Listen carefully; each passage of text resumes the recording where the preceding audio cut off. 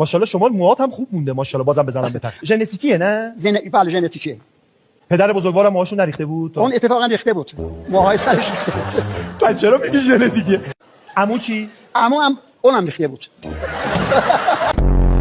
گفتی املت خوب درست می‌کنی یا املت هم خوب درست می‌کنه. خوشمزه؟ به شرط اینکه روغن داشته باشه، گوده فرنگی داشته باشه، تخم مرغ داشته باشه.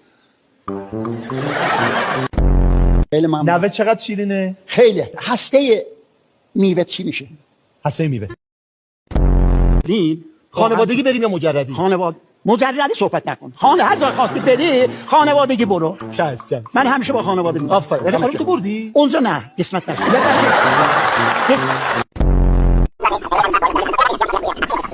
اصلا من یه چیزی بگم، مطلبی که می‌فرمودید تموم شد؟ نه تمام نشد. یه جمله خوشگل به خانومت بگو. بعد بریم سراغ بازی. همسر عزیزم، الان با حامدجان هستم. اینجا هم حدودا حساب کنیم 200 نفر مهمون داریم. 400 نفر مهمون داریم تماشا میکنن ما رو. شما 100% اگر تلویزیون باز باشه شما میبینید این همه رو. بالاخره حامدجان ما رو دعوت کرده. اومدیم مهمان ایشون بودیم، مهمان دوستان بودیم. ما مخلص شما که خواستیم یه کارهای هنری انجام بدیم، مردم خوشحال باشن. هنرمند جماعت همیشه سعی میکنه مردم بخنده. همین.